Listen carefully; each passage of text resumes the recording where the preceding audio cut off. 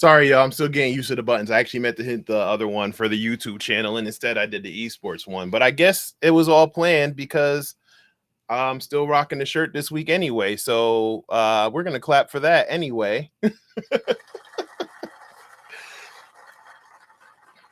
Ladies and gentlemen, everybody watching, welcome to another episode of InfoSec Unplugged. I am your host, Davin Jackson. Thank you for joining.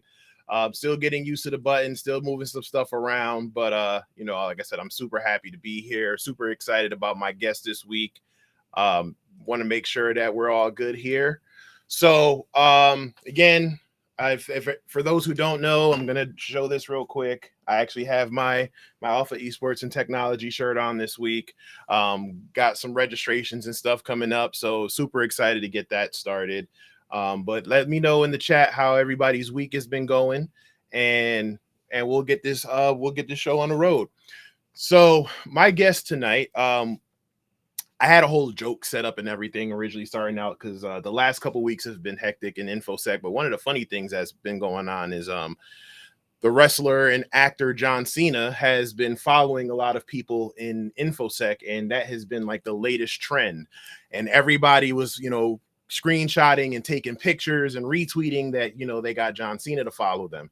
Unfortunately, I was not one of the people who has been followed by John Cena. So, that sucks. But I got an important John with me here tonight who we're going to talk to shortly. He's probably well known for his YouTube stuff, the stuff he's doing with cybersecurity and hacking.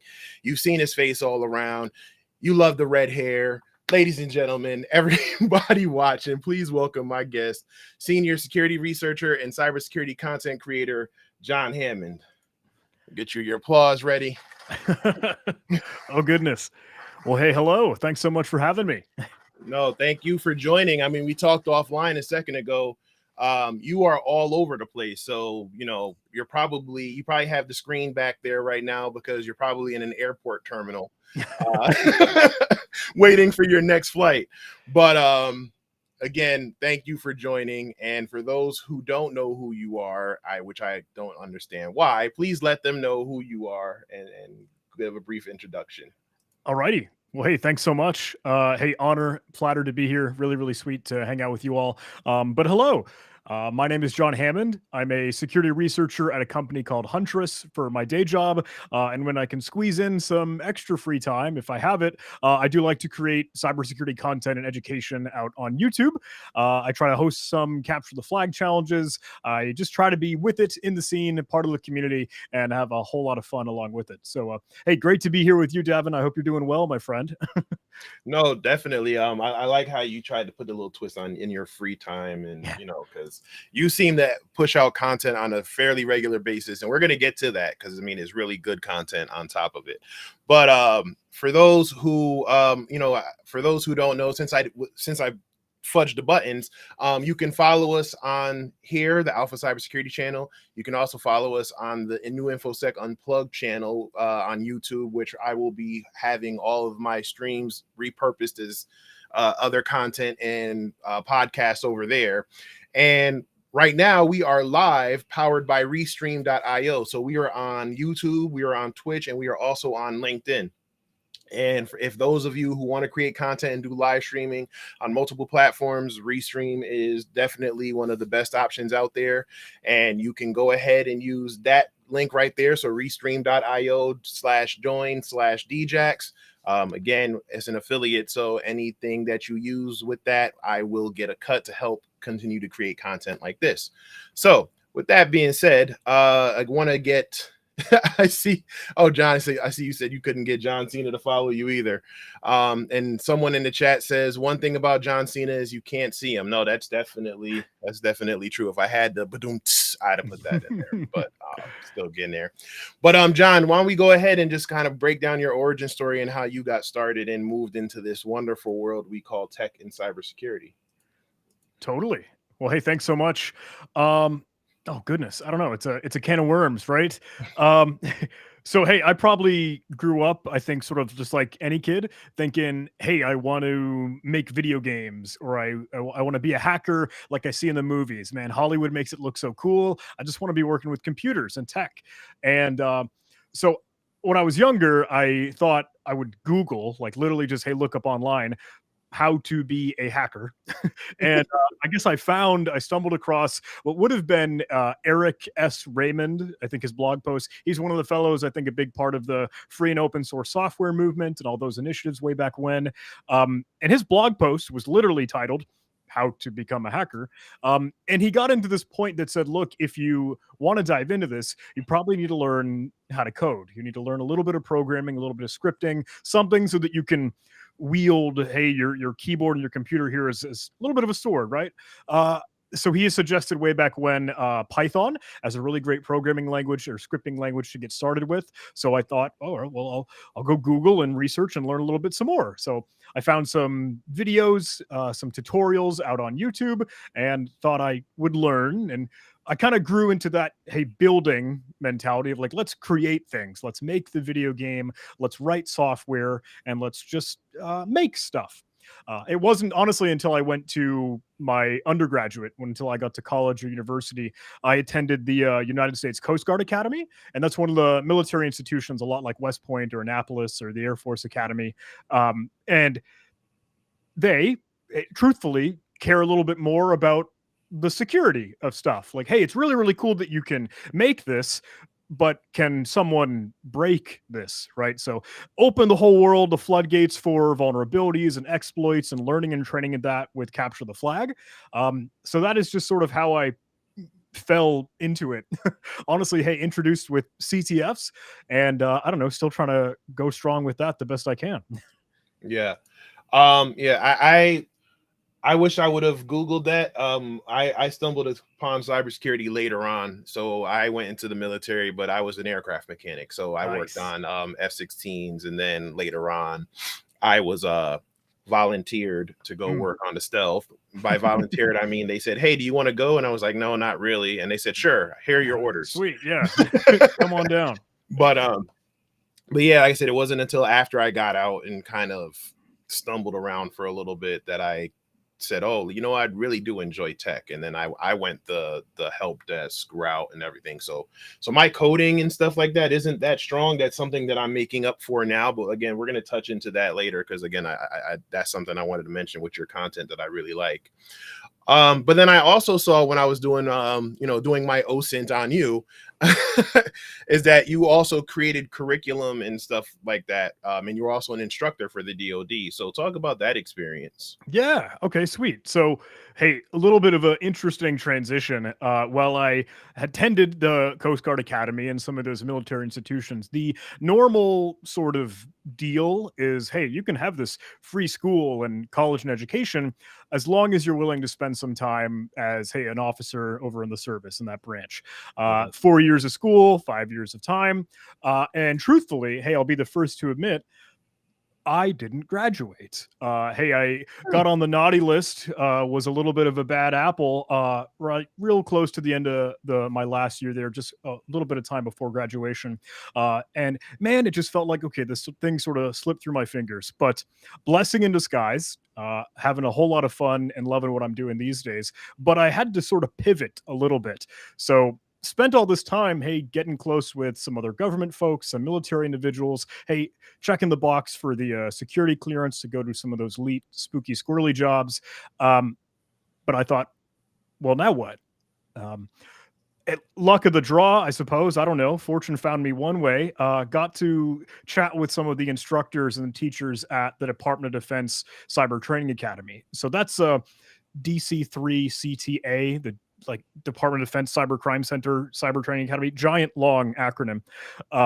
But they got to see some of the stuff that I was either doing even at the academy, because I tried to help teach some classes or help kind of carve out curriculum to have some more extracurricular learning, like stuff like Linux, like, hey, some of that Python programming. When I got to try to carve out a path in there, they really, really liked that, thought that was cool, and were willing to give me a chance.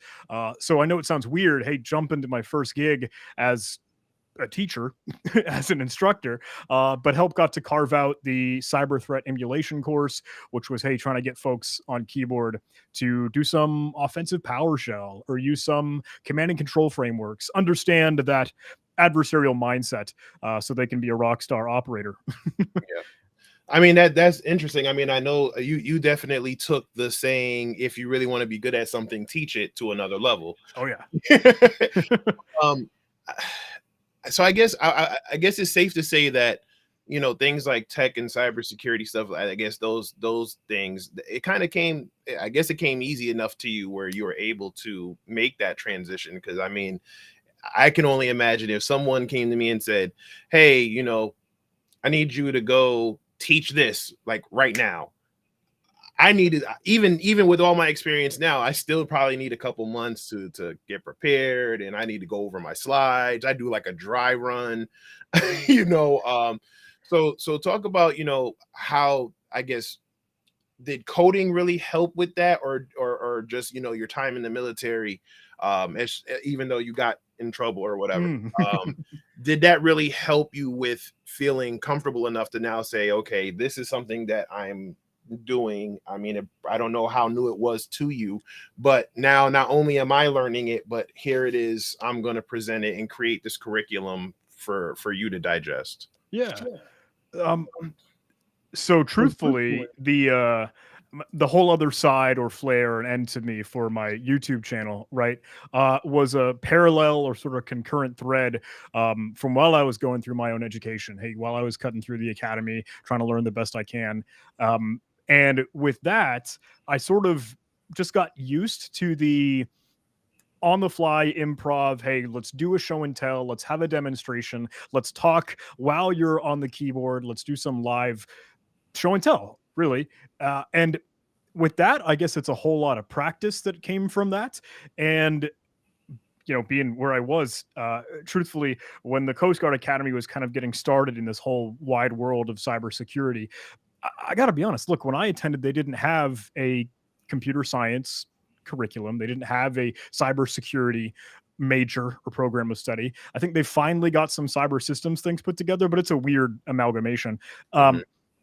Anyway, I started to feel like, hey, man, we're the boots on the ground here. We're the front lines to help charge this thing forward and make a path. So honestly, what we end up building was the cyber team, which in reality is like a club. It's a sports team, so to speak, because the academies have to have some mandatory time for sports and all. Somehow we were able to convince a bunch of admirals and generals that cybersecurity is a sport, and I don't know. We would practice every day and start to, I don't know, teach our peers, teach our friends. When I got to be a senior or a first class cadet, hey, get to be the team captain, have a shred of leadership and a little bit there. So I don't know. I felt pretty comfortable. Look, if I can do some presentations and talk to gold bars and MVPs and folks that come to the academy for a cool briefing, you know, what's the difference between getting up on stage or getting up in the classroom behind the podium to help teach people? So an okay transition, but all that to say, it's that practice and grit that really paves the way forward. Yeah. Okay. So now we're gonna delve into that a little bit more about that transition into the YouTube channel. But it's funny that you mentioned it, because I remember when I went into the military. This is 2002. I remember when I got my clearance and stuff like that, and they showed me a couple things. It definitely wasn't called cybersecurity back then, and it definitely was, to your point, like there was no organization. It was just kind of like a, hey, look, there's some cool things that we can do or that we're capable of, and that's probably as far as I can go as far as talking about it. But yeah, it's like I think back to it now, going, man, had I known what I know now back then, I probably would have taken that advantage of, you know, of moving into that space, or even knowing about that space. Because like I said, you know how the recruiters do, you go in and it's like, well, what do you want to do? And I knew I wanted to do something either tech related or something, you know, in media, because that's what I did in high school. And they were like, aircraft mechanic, got it, right? and I was like, no, I don't want to be an aircraft mechanic. And then they were like, we'll give you $5,000 as a sign-on bonus. And I was like, oh, sure, aircraft mechanic it is. After taxes, it definitely wasn't $5,000, but anyway. So yeah, so now you transition there, and then you said that led to the transition into YouTube. I mean, so it seems like that transition was somewhat seamless because now you're already kind of doing the proof of concept style trainings with, with the DoD, and there's probably no client more nerve wracking for you than like, military officers. So I guess when you did that, you were like, oh, okay, so if I can do that in front of gold bars and, and all these officers, why not do it in front of a camera and then put it out there? So talk about the thought process back then, because I think you said, when I looked it up, I think it said that you had your YouTube channel now for like 13 years or something like that. Yeah, there's something crazy. Yeah. So talk about even back then when, I mean, YouTube was popular, but no one was really thinking, hey, let me put out this content, this cybersecurity, this really niche content on YouTube. So talk about what that transition was like in that thought process to kind of put that out there. Yeah. So if you go honestly way back into the archives of the channel, and again, like you can find this thing from like 2009. There are videos as old as like 2010 or 2011. And it sort of, I think, followed my trajectory of trying to learn and trying to be a part of this. So way back when, you can find me trying to teach Python tutorials, like, hey, scripting language is really, really bad code, awful practice of white space and commented code blocks and semicolons in there for no reason. Kind of crazy, funny stuff. Again, years and years ago. But I had the thought, look, kind of as you mentioned just a moment ago, if you really want to be a master of this thing, why not try to teach it? Like, hey, that's one of the best tests is, can you share and impart this knowledge onto someone else? So even while I was learning whether or not someone was going to watch it or not, I thought, hey, I'll just put it out there, trying to showcase it and trying to bring it to the world. And again, while it started with programming tutorials, moving through the academy, then started to pour into more of those capture the flag trainings, those vulnerabilities and exploits. And now for my day job currently with Huntress, it's poured a little bit into some of those genuine cybercrime escapades, real adversaries and threat actors, looking around on the dark web or trying to see, hey, what malware can we dig into? What sort of strange scripting language or living off the land techniques do real attackers use out there? So it's a labor of love. It's absolutely a passion. I never expected it to become what it is. But I'm just really, really grateful for it because I see it. Hey, that's my outlet. That's how I can pour my passions and the stuff that I find really cool and really fun. Yeah, no, it's definitely something, I tell people when they get started and they say they want to create content on YouTube, I try to tell people, make sure you're doing it for the right reasons, right? I mean, even with this show here, I don't really pay attention to the numbers, right? I just enjoy doing it. I enjoy having people come here, having my guests talk about their experiences. And then the reason why I do it live as opposed to pre-recorded is so now this way we can have the chat, which I do love, and shout out to y'all. I see everybody's kind of going crazy in the chat right now, so, having their pleasantries and speaking to you, John. But I do that so now people can have that feel of being able to reach these reach the guests or reach the rock stars in the industry who they usually feel like they're, it's difficult to come in contact with. But to your point, you don't worry about the numbers, so to speak. You kind of just, it's a passion project.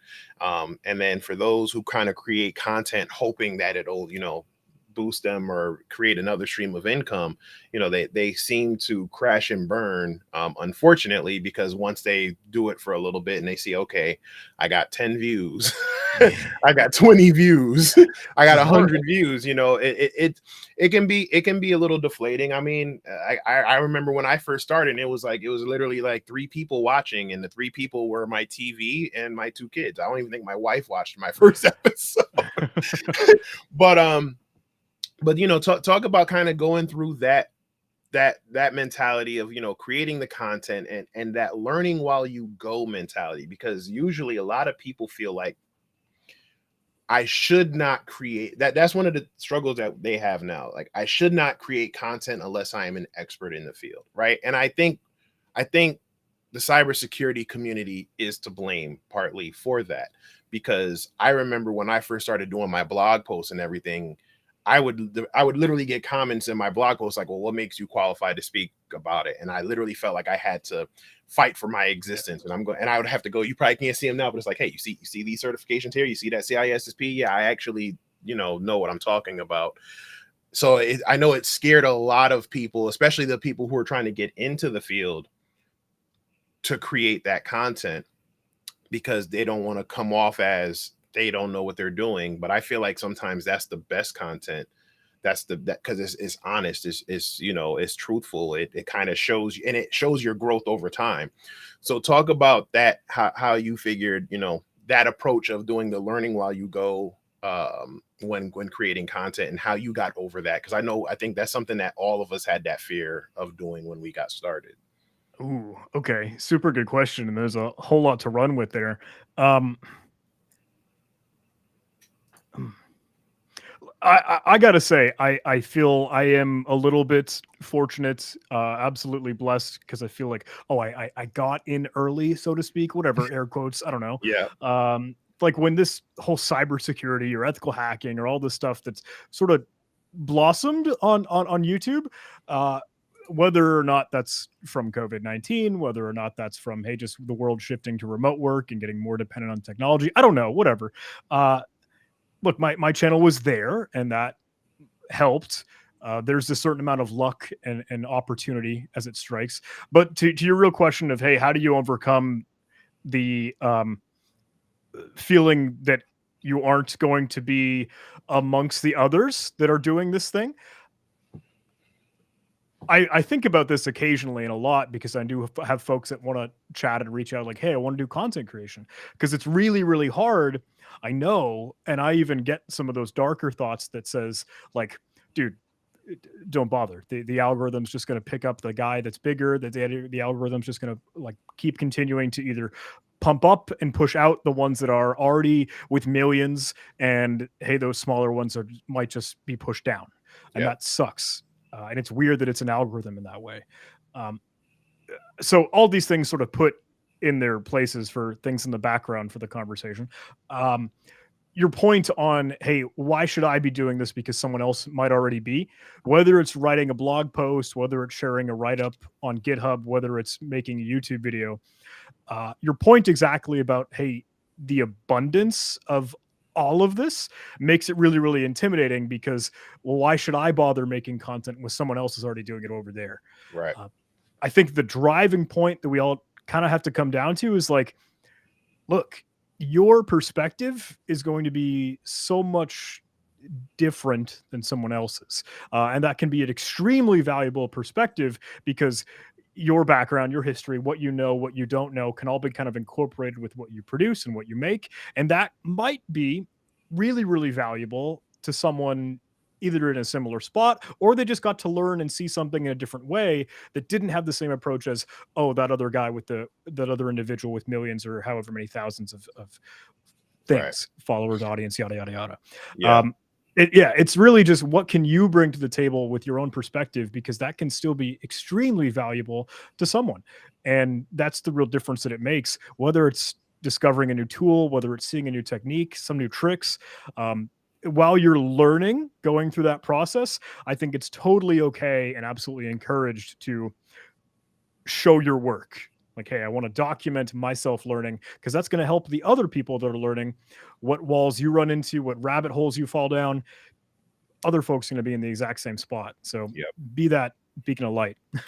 No, I that's one thing I'd say all the time, because I think for me, to date, and I looked it up the other day just to make sure, my most successful or my most read blog article was the article I wrote and released, like, I think on my birthday. I was drinking a little bit and I was just like, screw it. I was sitting on it for a few months because I was so scared of how the InfoSec community was going to respond to it. Right. It was about my time dealing with the OSCP. And for me, it was therapeutic, because I wrote about, yes, it was about the course, but it was about the thought process. So at that time, I figured I had just started a new job. They had offered me a raise if I can get the OSCP in like 3 months. I've never taken outside of like there was like a certified penetration tester test that wasn't really that hard, but I had never really taken a hands-on course that intensive. So usually when I prepared for all my other exams, I'm like 3 months, I'm good, I'm golden. And I tried. And I tried and I found myself staying up to like 2, 3 in the morning and still having to get up at 6 in the morning to get up for work and do all of that. And I talked about that. I talked about imposter syndrome. I talked about my experiences, sometimes some of the negative experiences I had with offensive security at the time, the whole try harder mantra. And like I said, I put it out and was like, I am going to get flamed. And little do I know, like less than 24 hours later, it actually was the opposite. It was a lot of people saying, thank you for your honesty. Thank you for, no, everybody wants to share their wins. No one shares their losses. Thank you for being one of the people who are different. And that was my dog. But, I remember Jason Street retweeted it and was just like, this is one of the most honest things I've ever read. Thank you for sharing it. It was just like, oh, wow. Cause like I've admired him from afar forever. And for me, that was like, that kind of hit the light bulb for me. Like, okay, so, you can share your experiences. You can share that, you're not a know-it-all and you're not an expert at everything. And it goes, and it'll go far for the right audience. So I stopped worrying about how they may receive it. And I started creating content with the thought process of, even if it's just one person, if that one person looked at it and it made a difference to them or it helped them, then I helped one person. And that's how I have to go about it even with that approach, even with the learning while you go. When I created the content around my API security stuff, that was literally me trying to figure this out, because in 2018, 2019, early 2020, there wasn't really a whole process for APIs. It was still everybody was kind of approaching it almost like a web app pen test, that from what I saw. And it was like, okay, so now I'm trying to put stuff out. I did a talk for SANS, and that I was still learning it. I'm still learning it, right? I just put out a LinkedIn course, and 2 days, I think like a week after the LinkedIn course, they were like, yeah, so here's the new release candidate for the new top 10. So, I think it's super important to show that. And again, it shows your growth. And the cheat code I tell my mentees is sometimes creating that content and having that content out there and showing your growth and your maturation through the process, that employers like to see that. Right. Employers like to see, oh, they actually have stuff out there that shows their thought process going through the CTF or learning this technology or learning the cloud or whatever the case may be.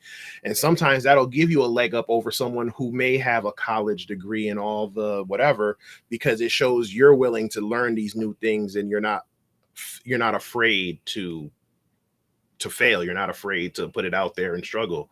So, I know that was long-winded. Oh, I'm just as long-winded. You're good. But, I ramble. I know it. But yeah, like I said, I think that's super important. And again, I think having someone like you also talk about that, I think that'll also go very far. Especially, there's a lot of people in the chat who talked about how their fears, their fears overcame them, and now they stopped creating content. I know there's a couple people in here that talked about, being scared of their age holding them back. And my thing to them is just go for it. You know what? Don't worry about what they're going to say. We're all going to have negative comments. I get a whole bunch. Y'all may see them or you might not. I know, John, you probably get some negative comments, but that comes with the territory. For me, like I said, I think of that. Like I said, I think of that scene from American Gangster where he goes, Frank, your enemies took a shot at you. You're successful. You can be successful and have enemies, or you can be you can be unsuccessful and have friends. That's my new approach in 2023. I like that. That's awesome. Yeah. So we're gonna come back in a second. I just wanted to highlight the affiliate, which is NordVPN again this week, and then we're gonna get more into your content creation process. Ask you some questions that about the programming side of things, and also, your passions behind it, because you have to be passionate to create the content that you're doing. So just sit tight for about 30 seconds and we'll be right back. Stuck at home? Make the most of the internet with NordVPN. As you're trying out new apps to save you from boredom, NordVPN will make sure that your data is always protected. And you can still travel, well, virtually, by connecting to VPN servers in almost 60 countries. Up for a new gaming challenge? Make sure that cyber threats don't get in your way. Feeling curious? Access the news from all over the world firsthand. Get the app now. NordVPN. Online security starts with a click. And again, thank you to the affiliate for this week, NordVPN. If you use that link, again, it'll help out the show. And it also gives you, actually, I think it's more than 59% now. I think it's more like 68% off for a 2-year subscription. So again, shout out to them. Click the link, get some VPN stuff. We definitely need it these days. So, but moving right along. So we talked about, your experiences with the military, and then transitioning from DoD to creating content and being a security researcher. Actually, we didn't touch on being a security researcher. So let's do that. Let's rewind a little bit and talk about, what your day-to-day is, obviously without breaking any NDAs. But what's your day-to-day like as a senior security researcher? Ooh, okay. So hey, super quick hopscotch here. After I left the Department of Defense Cyber Training Academy, it was really, really fun being an instructor. Sometimes it gets a little bit dull though when you're, trying to keep students entertained for 8 hours a day, when you're talking to a PowerPoint and just trying to, make sure they're awake and check their pulse and all. So I went to go be an operator with the Defense Threat Reduction Agency. I thought I could get to be on keyboard, do some sweet red teaming stuff. Little bit of red tape, some slow moving bureaucratic stuff. I don't know, whatever things that just kind of prevented us from doing what we were hoping to do. Really, we were just kind of sitting in a skiff, sitting on our thumbs. So, hey, sometime along, Kyle Hansloven, the CEO over at Huntress, reaches out to me and he says, "Hey, John, we just wrapped up our Series A round. We're moving and shaking, doing a whole lot of great stuff. And I know it's a little bit different than what you're used to, because look, you don't need your clearance, man. You're going to be doing private sector for the 99%, or for managed service providers and small mid-market businesses that need a little help. That, hey, the cybersecurity poverty line, it's left them with a little bit more longing and some room for improvement." But I thought, like, man, that sounds honestly like a lot of fun, because you're day in and day out on the front lines in the trenches trying to help real businesses, real companies, real organizations, whether it's a mom and pop shop, bicycle store down the corner, or genuine dentistries and law offices and hospitals and schools and police departments, all these different things. So I jumped for it, and jumped into Huntress as a security researcher. At the time, they didn't have exactly like a research and development sort of arm or branch, but it's all under these threat operations crew. 24/7 now, analysts and researchers that can dig into malware and try to help our partners, folks that we can help support, be thwarting threat actors and adversaries and stopping hackers and making them earn their access, right? We want to put in as much preventive and detective measures as we can to make sure that our great people are secure. And that's been a ton of fun. I'm absolutely loving it right now where I am. And thank you for sharing that. And I think for me, that was one of the things that brought me back to where I am now with Vigilant is, you can work for these consultancies that work with Fortune 500 companies and stuff like that. But I feel like it has a bigger impact when working with, the mom and pops, like, so to speak, because those are the companies who feel like they can't afford cybersecurity protection, right, or a pen test or vulnerability assessment or things like that.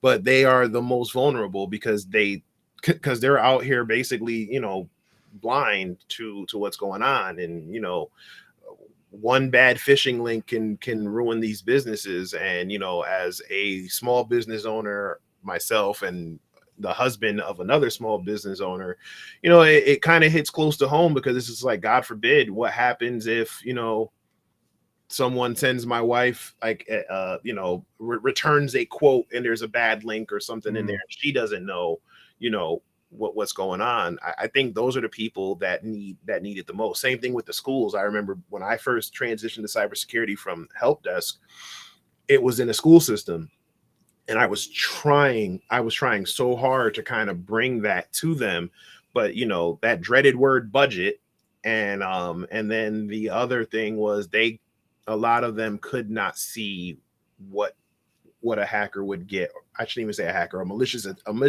attacker would want with a school system. I'm like, Social Security, health records, financial information, the same.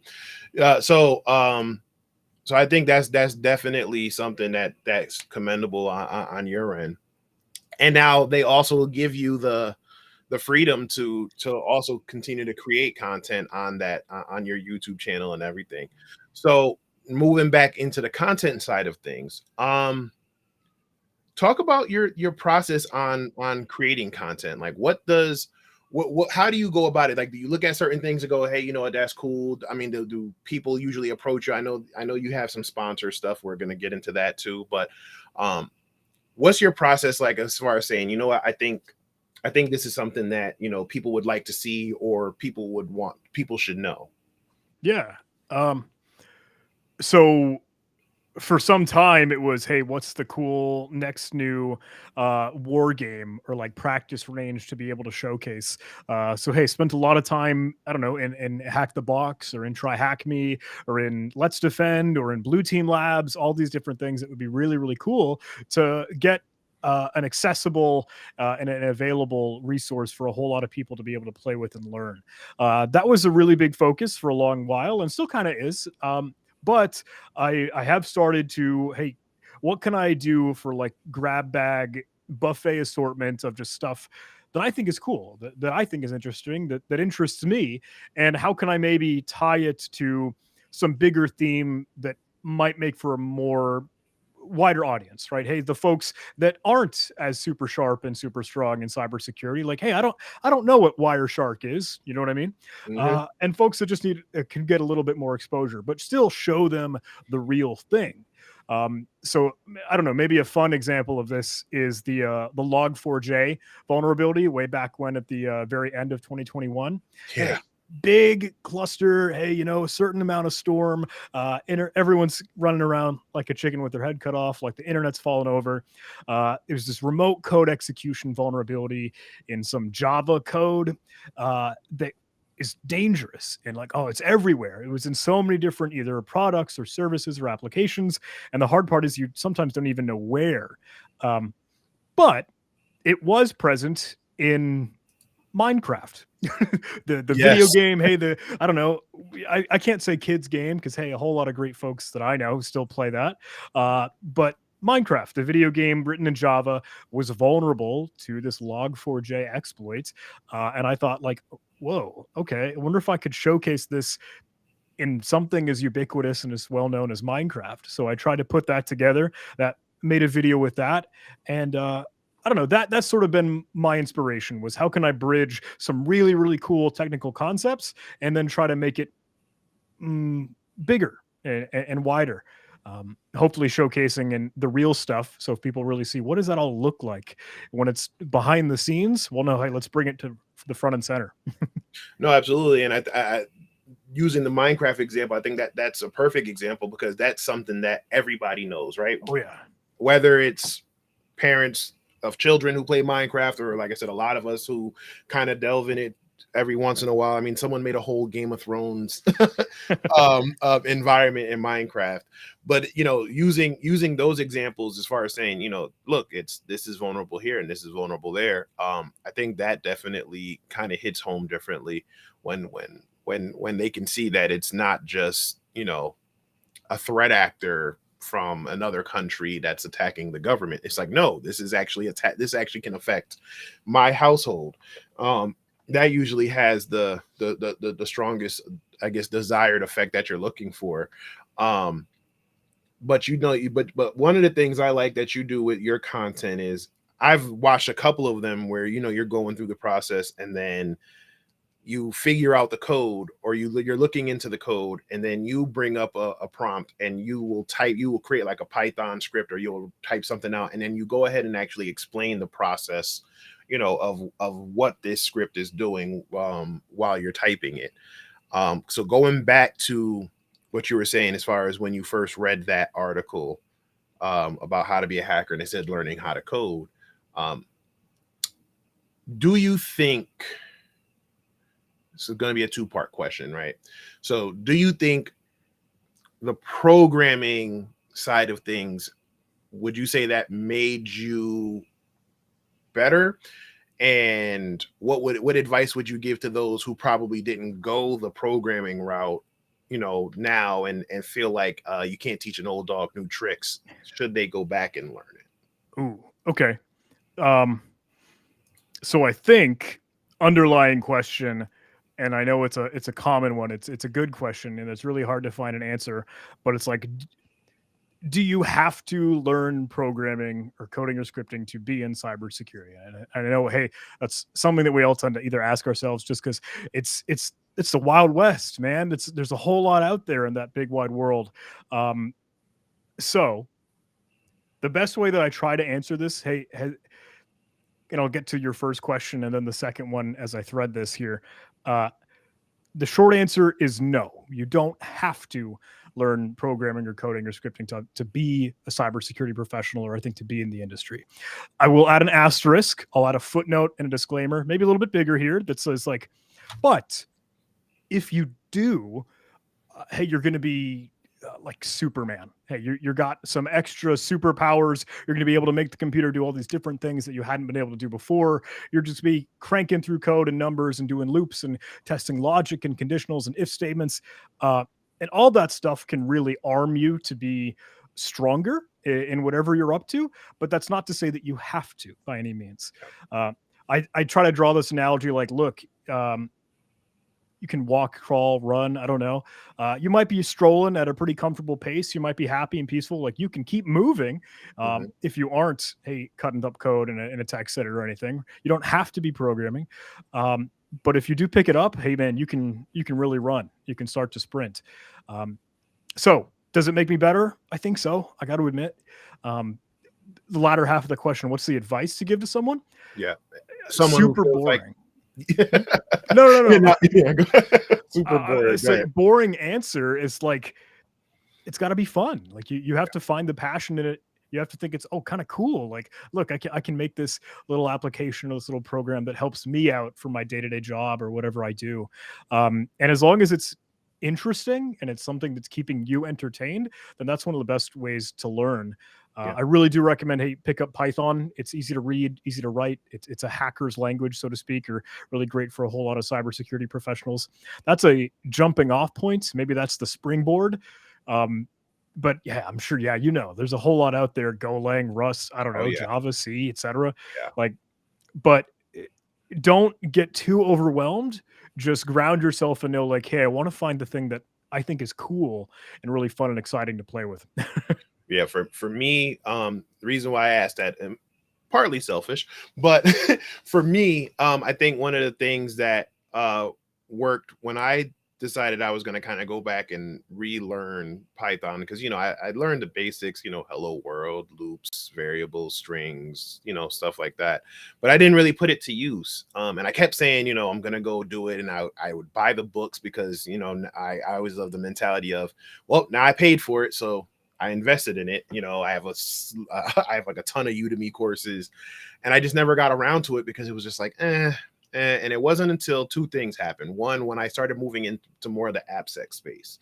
So when I moved into, like I said, dealing with the APIs and stuff like that, that forced me to say, okay, I need to understand what's going on, especially when doing source code review. What I realized in my career was, I guess to your point, I guess it depends, right? So if you're doing your traditional infrastructure pen test, your network pen test, you might not come across the need to actually learn a lot of coding, right? You might want to type up a Python script real quick. Or you might need to understand it enough to understand how an exploit may work if you need to go grab an exploit from the wild and make it work for what you're working on. But when you start moving into like the web apps, the mobile apps and stuff like that, that's where it's like, okay, you should probably know what's going on behind the scenes. And then for me, as I moved into the teaching side of things, going back to the learning while you go, which is why I have it here, that really became my driving force, because again, now it's like, I want to teach kids about coding, and kids want to learn about Python so they can, Python while they're playing Minecraft, or Lua with Roblox, Scratch, stuff like that. So it's like, now I'm teaching myself or reading these books. Now I find a new reason and a new, I guess, why is to do that. And then also to your point, shout out to Charles Scherer, BSD Bandit, and Marcus J. Carey, because I remember Marcus, I spoke to Marcus maybe about a year and a half, 2 years ago, and we were just having a conversation. And he's someone who usually, if he tells me to do something, I'm going to go ahead and look into it. And he goes, man, I'm learning Go. You should learn Go. And I'm like, yeah, I'm going to get around to it. And he goes, no, Davin, look at me. And I look, and we were on a video call, and I looked into the camera, and he was like, learn Go. And and that was that. And then Charles, he probably he'll probably talk about it a little bit more, or he's been talking about it. Some of the things that he's been doing with Rust has looked super fun. So I can't wait to kind of jump into that too. So having that learning while you go approach is definitely, I think, something that will definitely help with the programming side of things, especially if you're an old dog like me. So going back to the YouTube and the content creation, since I'm being selfish, some of the questions, what tips would you give to people who are already creating content? We've gotten past the hump of who's watching, how many views, the negative comments. What tips would you give as far as to kind of gain that following, and then eventually get the attention of sponsors or whatever? Because at the end of the day, we all do it, we all love to do it, but if we could do it because we love to do it, and then also bring in a little something from ad revenue, that would be great. So what tips would you want to share to anybody?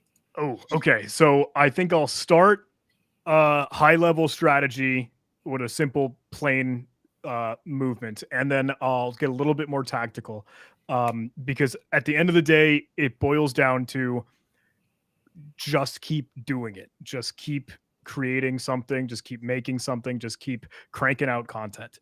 And I know that's frustrating and hard and time consuming and really exhausting, but I think, and maybe I'm wrong, like I'm more than happy to be schooled if anyone has a differing opinion here, but I think the way that you can kind of keep growing is that if you keep building out this bedrock and this foundation of a library catalog of all the great stuff that you do, when one person or two or three or five or 100 stumble across what you do, they'll click in and say, whoa, okay, this person already has brought out so much value and education already, and they have so much for me to go learn and work through and play with. And it looks like they're still doing it. Like they're still active. They still got a heartbeat and keeping this thing alive. So that is one of the biggest things. I know it's a super boring answer, but just keep on doing it. The more tactical stuff, right? Honestly, we get to a conversation of quality versus quantity, and you sort of have to keep in mind your own size and your own audience and your community as you're growing. Mm-hmm. I think there is a certain threshold that quantity over quality is maybe sometimes the right move. If you're like, hey, I want to be everywhere, I want to be in front of everyone's eyeballs as often as I can be, look, restream. Hey, we're hanging out on LinkedIn. Hey, we're hanging out on Twitch. Hey, we're hanging out on YouTube. That's one of the best and most perfect ways to do it. I'm a really big proponent of, look, people are always on their phone. They're always scrolling through social media, whether or not they're on Instagram or Snapchat or Mastodon. I'm going to try my best to be there. I don't want them to forget about me. Yeah. And when it comes to, hey, the YouTube thing, or look, I got to admit, YouTube is my main stage, so to speak. That's the platform that I've poured the most amount of love into. So might only be speaking to YouTube, but I really do try to think a little bit more about, hey, what are those thumbnails that people are willing to click on? What are those titles that might catch someone's eye? And I know sometimes that's not strictly sticking to this video is about unhooking DLLs to evade EDR bypasses with this Win32 API function, and like a super technical jargon. Right. You're not going to get, hey, some of those individuals that just don't know that world to go be a part of it and listen in. So, hey, can I make something more enticing? Can I make something more available and approachable? That's really, really weird, I know, because sometimes you don't feel like you're honest in saying this video is about carving up PCAP files in Wireshark. Yeah. Well, hey, I want people to watch it, and I'm sure a whole lot of content creators will come to that too. Like, I want more people to see it, and it's not a selfish thing. Hey, I want to make more money. It's hey, I want to get education out there and help train and speak to as many people as I can. So, yeah, I don't know. Certain balancing act, as I'm sure you know it. Yep, and you touched on something that I'm definitely going to revisit in a second here. Yeah. But I think the other thing for me that frustrated me starting out was the algorithm, right? Because, for example, I would pour hours into stuff, and I'm like, I would do the same thing, A/B testing versus this, this thumbnail versus this thumbnail, and that wouldn't do anything, right? And then I put out a clip of a live stream that I did. And it was going over how to set up a Kali Linux distribution and generating new SSH keys. Nice. It was like a maybe 3-4 minute video just explaining it. But it was just like popping off. And I'm going, so let me get this straight. Right? Like there was no, I think it literally said clip how to generate SSH keys in Kali Linux, right? And it wasn't anything that was like eye-catching. I don't even think I had a thumbnail. I think it was literally like a screenshot of the clip. And like I said, it did numbers, and I'm like, okay, so and then of course I'm like, oh, let's jump on the momentum, and I try to put something else right after that, and it was like, no, YouTube was like, no, we're not giving you that love again. So but yeah, I definitely think the consistency helps. I have to get better with the consistency. I mean, we're here every Thursday. I mean, after 9 months, but we're back. So we're going to try to do that and create more content. But you just, before you ended your statement, you said, it was about the love and the passion to help, get that content out there to help teaching people.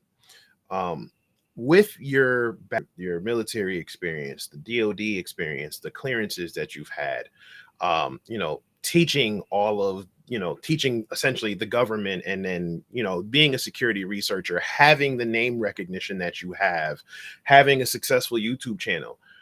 I know, and you don't even have to tell me, I know that you probably have, I'm not going to name names, but I know you have big name institutions probably offering you whatever to come teach exclusively for them or do stuff. Yet you put out content that is worthy enough to be its own course and probably make you a lot of money. And you put it out for free on YouTube. Why do you choose that over teaching, at a big name institution? Because I will give you, I believe in giving everybody their flowers and everything. When I jump back into the pen testing side of things from AppSec, so I went from mobile and web app and API pen testing back to infrastructure stuff. And one of the first big pen tests I had was Active Directory, and I could not remember it. And I literally put your playlist on AD up, and that literally got me. It was 100. It was like an over 100-page report, but it definitely helped me win the day. And I remember going, I would have probably paid good money. Like, how is this free? Yeah, it was literally like, in the age of people scamming and charging people thousands of dollars for these quote unquote boot camps that aren't really teaching them anything. You're putting out institution quality stuff for free. Why? I guess, what was that? What is that? What is your thought process there to basically giving away the game for free? Oh, man. I'm trying to think of so I feel like I had learned through free education or information that I could find online. Um, and there's a certain amount of wanting to give back, but that, hey, whatever, that probably feels a little bit of temporary and ephemeral as you start to see success. You're like, well, hey, yeah, I could turn this into some money. This could be a bag. This could be pretty lucrative, right?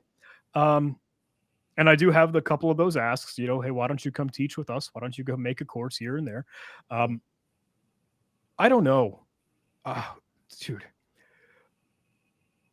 I spent a lot of time, or I have spent recently, with Black Hills Information Security and anti-siphon training. And I don't know if folks are too familiar with those great groups and those organizations, but they're led by one of the head honchos over there, John Strand. And he's kind of a similar fella, and in a strange way some cases, but he used to work at one of those big name training organizations, but now thought, what, why don't we go bring this to a wider crowd and make it a little bit more meaningful and valuable, because the people that really need a lot of this education or information aren't going to be able to spend the arm and a leg to be a part of this thing.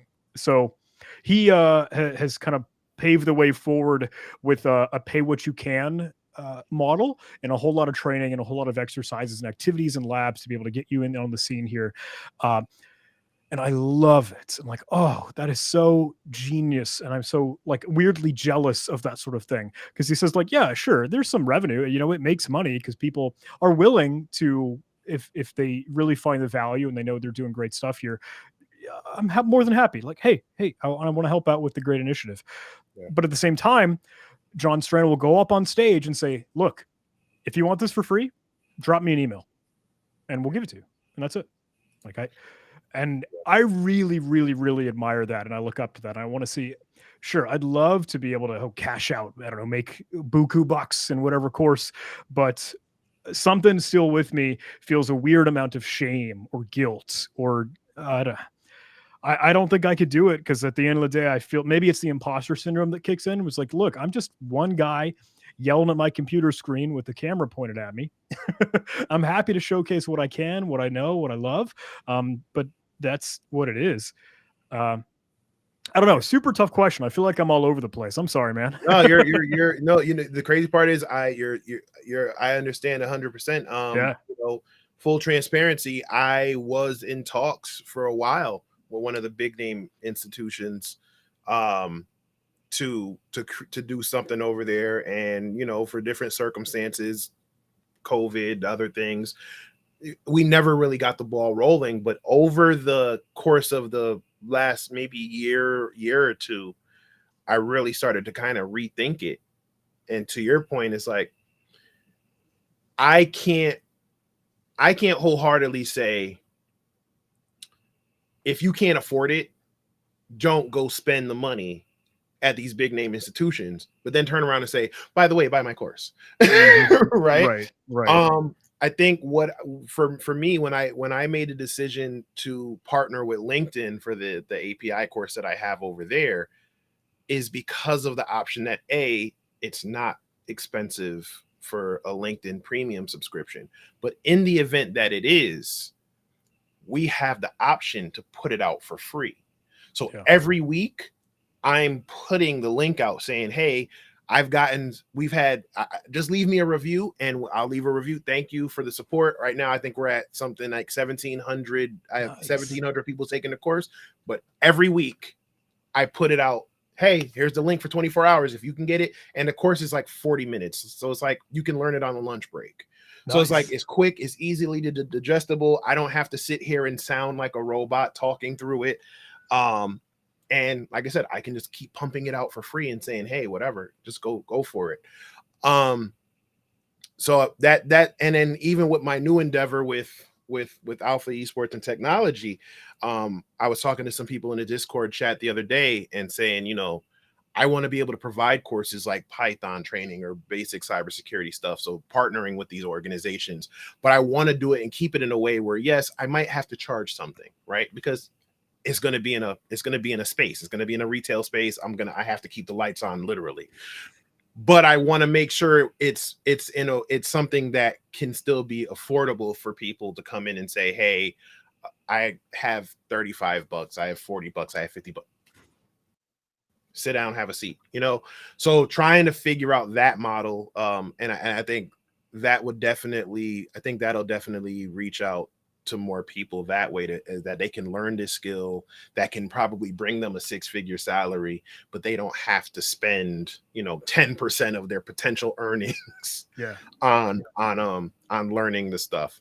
So I think with that, I think you also answered my next question, which would have been, what is your why?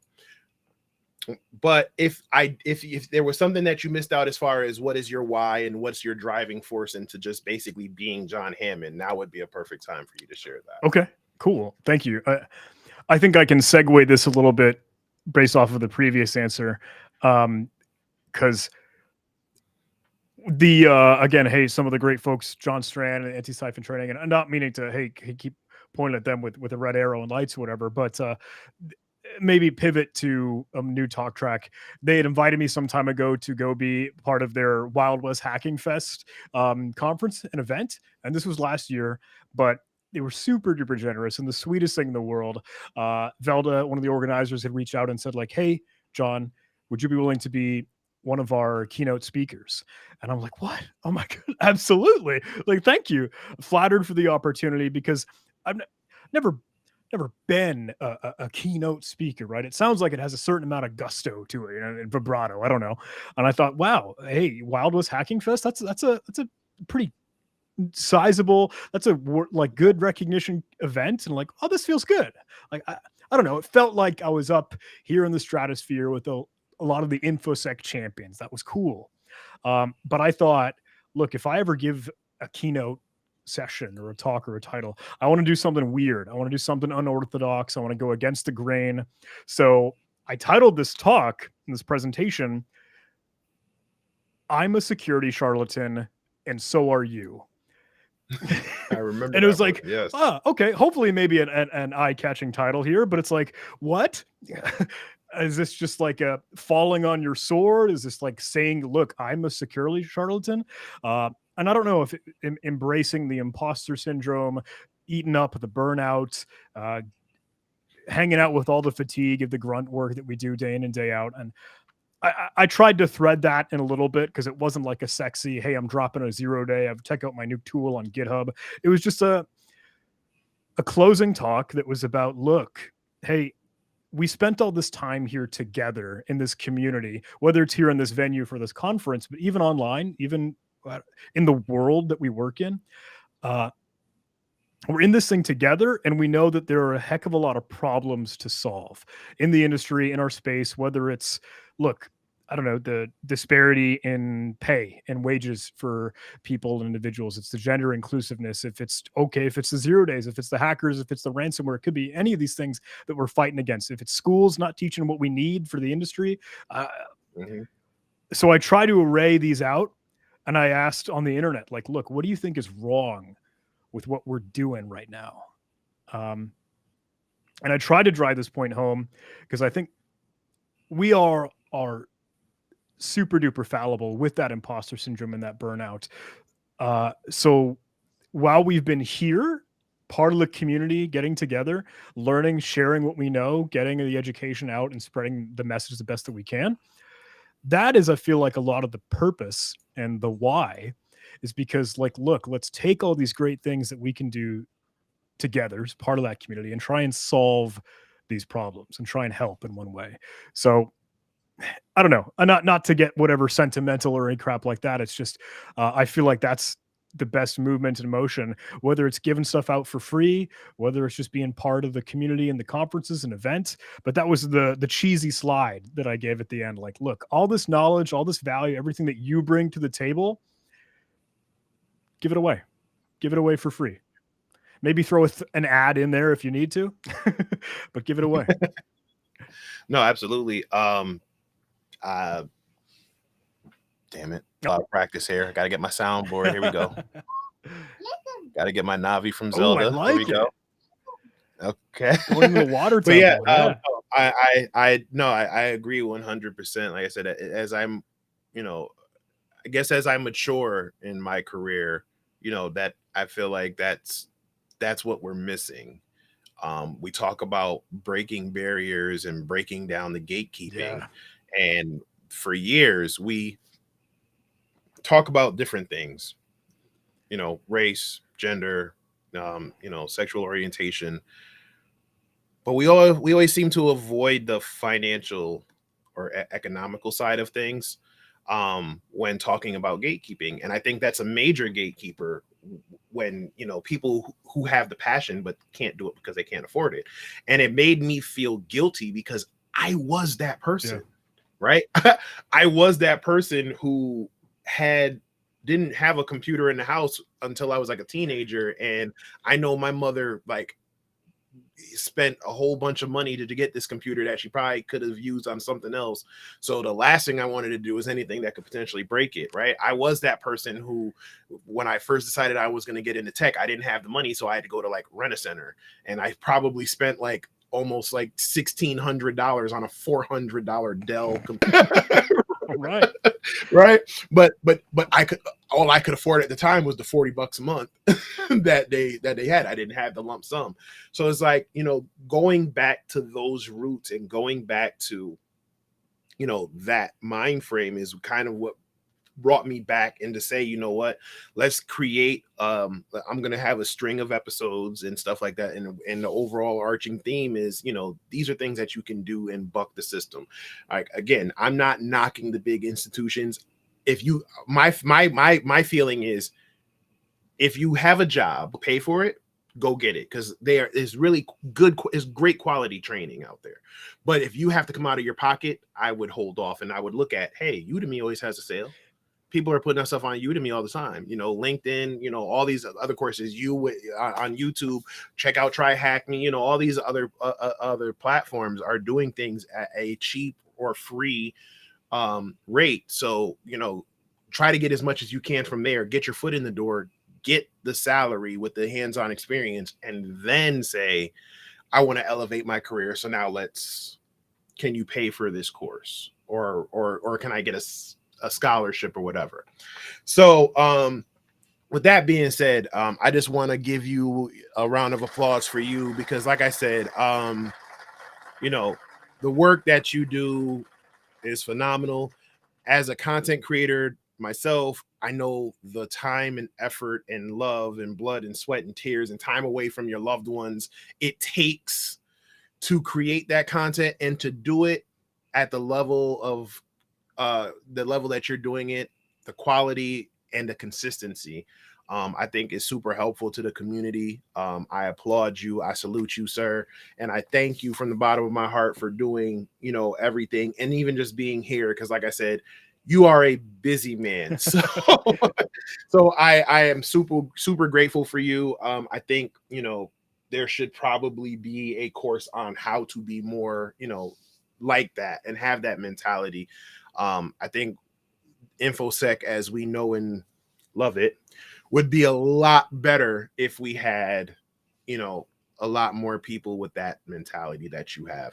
So again, sir, thank you, giving you your flowers, and thank you for joining. So for those who want to find you, let them know how they can find you and where you'll be next, because again, we talked offline. I will say I am super jealous of your conference schedule. So, well, hey, thank you so much. Just very, very grateful for all the support and especially the kind words. So thank you. But hey, if folks would like to chat, please don't be a stranger. You can probably track me down. Hey, I guess I'm a walking docs. I guess every single channel or platform of mine is my name and a picture of me, red hair and glasses. You can probably spot me pretty easily. But LinkedIn, hey, John Hammond. Hey, YouTube here, John Hammond. Twitter, John Hammond. But if anyone would like to reach out, please don't hesitate. I've got an email, I think, that I can totally try and share in the chat. And then I don't know. We'll keep moving, but don't be a stranger. Would love to hear from you. I'll try my best to keep in touch and get a hold of you. Next for me though is Cayman Islands. I will be flying out on Monday to head over to B-Sides Cayman Islands, which again I'm just grateful for and just fortunate and blessed for the opportunity. Last week was Spain and Madrid. Sometime in the next month I head over to Poland. So it's unreal and it is surreal and it's extremely fulfilling to kind of help go be out and about and meet all the great people doing great work in the scene of the industry. So I'm just happy to be a part of it. Yeah, no, that's amazing. Like I said, that lineup is amazing. Friend of the show and guest last week, Mary Galloway. She'll also be there. So I'm gonna do that and definitely need to figure out how I can get on that speaker schedule for next year. Like I said, I think if I told the wife, hey, you know, I got to go speak at a cybersecurity conference, she's and then I say Cayman Islands. I bet you she's like, okay, can I come? I mean, she came with me to DC Nice. for the Sands event. So that and again, that's where I know that's where we met face to face. And like I said, I told you then, you know, everything that you do is greatly appreciated. So everybody watching, this has been my guest, John Hammond. We're gonna give another round of applause. Thanks so much. Great to be here with you all. Yes. For those who've been watching, this has been another episode of InfoSec Unplugged. Thank you for joining. Thank you for rocking out with us. Again, I know it's Thursday. I'm probably dating this when it airs, but whatever. I know people are probably watching college basketball and all types of stuff, and you know, to come out and chop it up with two nerds talking about cybersecurity and YouTube stuff for a little over an hour has been amazing. So again, to my pack, I thank y'all tremendously, and I will see you all next week. So make sure you're here. Same InfoSec Unplugged time, same InfoSec Unplugged channel, same InfoSec Unplugged host. Unfortunately, and maybe John Cena will follow both of us by then. Hopefully, I don't know. The guy's been holding out on us. Yeah, we'll see. Maybe we'll be able to see him then. But until then, it's been real. Everybody take care, and I'll see y'all next week.